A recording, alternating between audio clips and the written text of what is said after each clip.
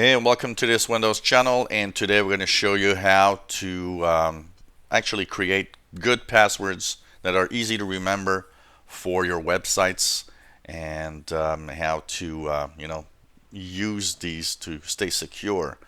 Now, passwords are the dreadful problem, and I see it with my own clients. Man, is it complicated to tell them to do really good passwords.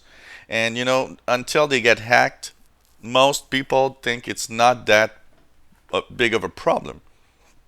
Sometimes I even hear like, oh, I don't care if my email gets hacked, I'll just, create a new one. Yeah, but you don't think about all the implications when you say that. First of all the things that you've linked your email to, but also remember that you write to some of the people you like, your family, your friends, via email, and you know what, if you get hacked, they'll suddenly receive emails that can try to lure them into thinking maybe you're in trouble or something. And because it's your email, they might actually get into that fraud and lose money because of that. It's very important, much more than you think, to keep everything safe. And you know what? I think categories of sites with passwords is important. Ideally, you should have a password that is different for every single thing you do on the web. But you know what? Let's not go too crazy with that rule.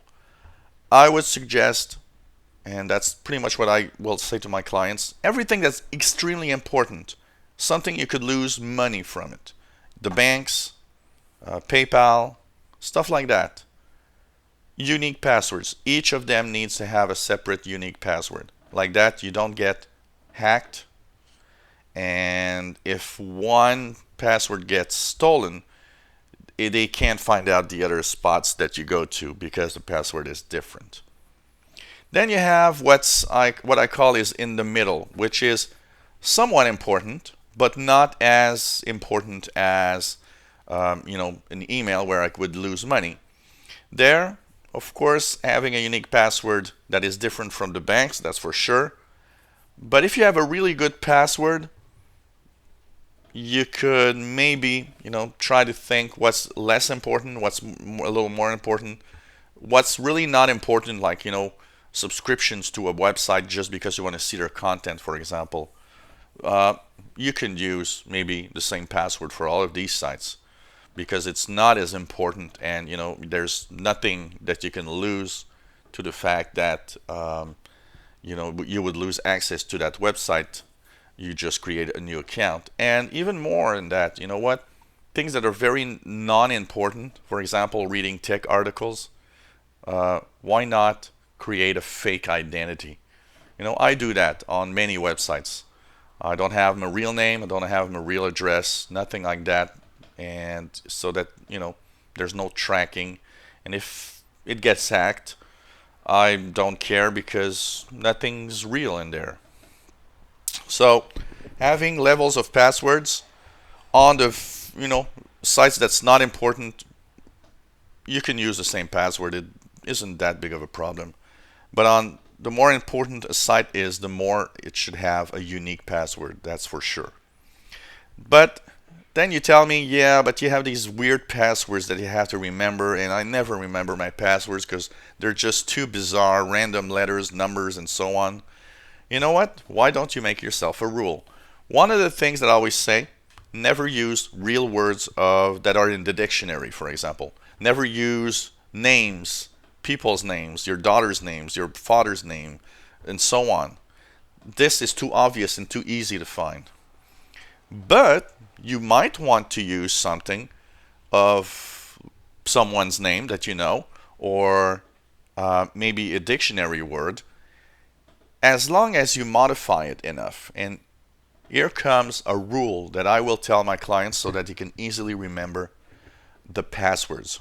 Say that you want to use as a password a little phrase or a little something that helps you. So, for example, say I will put my own computer as a password. Now that's not good. It is it's not a good password to use, and it's something that is not very good because it's not safe at all. It's too easy to find. But you can change that. So let's put it in another way. Uppercase, my own computer. You can create a rule and always keep that same rule. So it works with every word you'll use. It works with every name you might want to use in a password. So why not set a rule that says, oh, the letter O will become a 0. So every time you encounter an O in your password, it's a 0. You replace it with a 0. And everything that looks like a number can be changed. So the letter E and 3 is similar. So you see here I got the E, but I can say, oh, it will equal 3. 3 is basically an E, but it's just reversed. You can do other rules for depending on the words that you'll use. So you can say that the letter L might become, let's put it in perspective here, a small L will become a 1.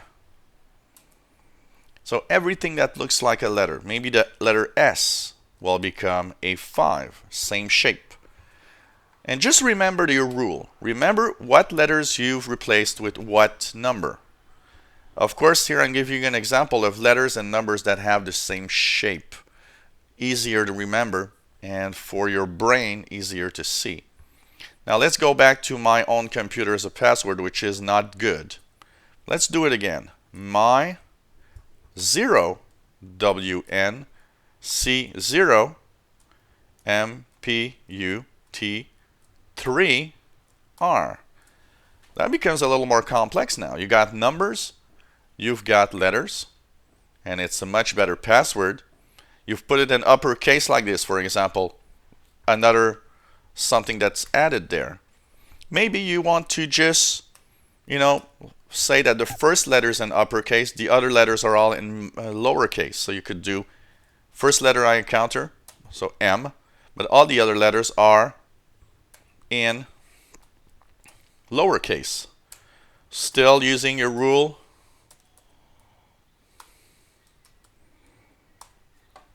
So you see that it becomes extremely complex as a password, but it's still, when you look at it, when you read it, your brain sees my own computer in here. It doesn't see that there's numbers in there. It sees them, but it translates. Your brain is very powerful and understanding that, oh, my own computer. Yeah, that's the password. So whatever rule you use and whatever name you use, that is a rule that you can always remember. If you know that every time an O is a 0, an E is a 3, and an I is a 1, and an S is a 5, you'll always have that rule in your head, and you'll know when you have to replace the letters. Add that to the fact that the first letter you encounter is an uppercase letter, for example. You've even done a password that's even more complex. And the last thing, I know websites say, oh, minimum 8 letters. Never do the minimum 8 letters. Always do much more than 8 letters. Put 10, 12, 14 characters. Look, my own computer has 1, 2, 3, 4, 5, 6, 7, 8, 9, 10, 11, 12, 13 characters. That's a good password. And especially in this way, for example, with the first uppercase, then the numbers through it, this becomes a pretty good password, actually. So these are little rules that you can put yourself into the mode that you'll remember easily what the passwords are, because you can remember the names or the phrase that you used. But by replacing some of the letters with the corresponding number, you can make it a lot more complex and make it very difficult for anyone to actually find it. So this is a little tip that I often give to my clients. A lot of my clients use this tip now, and actually they have their set of rules of, and maybe you can even, if you want, not, I use the same shape letters because it's easier to remember. But you can just say, oh, every time I get an N, it's a letter, it's a 8. I have the number 8, or so that it doesn't even show that it's the same. And it's still going to work. It's just that by using similarly shaped numbers, it's easy to read that that's your password and what word or what phrase you were using. So hopefully this helped you into creating better passwords. And of course, you can use services like LastPass and so on, so that you can remember the passwords easily. But hopefully you're doing a good job in keeping your computer safe.